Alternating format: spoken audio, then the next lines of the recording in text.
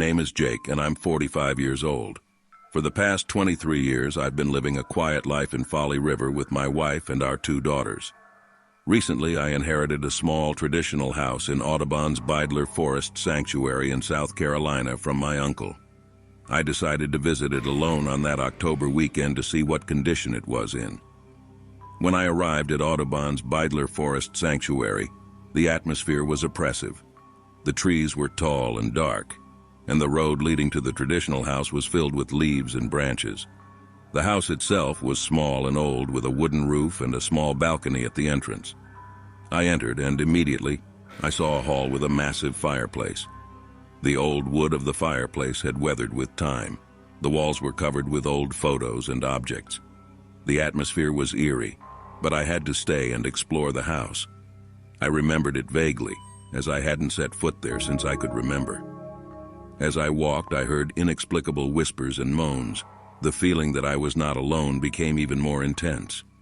The house seemed to be alive, even though it had been abandoned for years. Suddenly, the temperature dropped significantly and the air became thick. The house filled with a chilling breeze, and the voices grew louder. I felt that something strange was happening, something I couldn't explain. Suddenly, a shadow passed in front of me. I turned quickly, but there was no one there. Fear gripped me, and I decided to leave immediately. I ran towards the exit, but something pushed me back.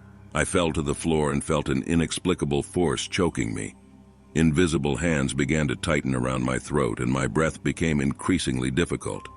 I struggled to free myself from the invisible confinement, but the force holding me was overwhelming. The voices around me grew even louder, surrounding me from all sides.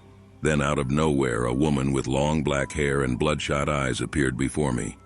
Her face was etched with pain and agony. She looked at me with a desperate gaze and began to whisper words I couldn't understand. Terror overwhelmed me, and my heart pounded even harder. I tried to scream for help, but the words were frozen in my throat. The woman approached even closer, touching my face with her icy hands. She was a ghost.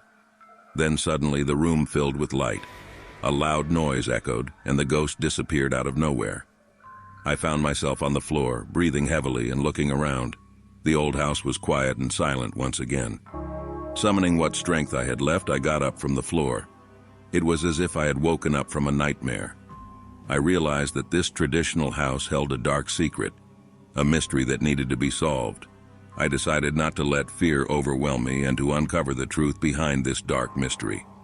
I began to explore the house more carefully, searching for any clue that could lead me to the cause of the phenomena I had witnessed. As I reached a small library in the corner of the house, I discovered an old book hidden on one of the shelves. I opened it and read the pages filled with old stories and myths about Audubon's Beidler Forest Sanctuary. One story stood out from the rest. According to the story, many years ago, a man and his wife had lived in the house and suffered a tragedy. The woman had died mysteriously, and the man had been driven to madness. The locals believed that the woman's soul had become trapped in the house and was trying to communicate with the living. As I read the story, a breeze swept through the room, and the pages of the book began to move. The house began to creak, and the voices returned, this time louder and more menacing.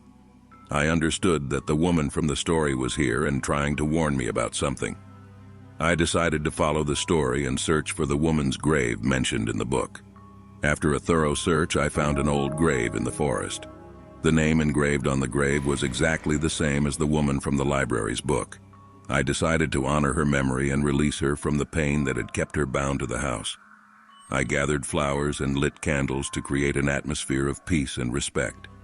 Then I began to speak to the restless soul, expressing my gratitude for her communication and warning.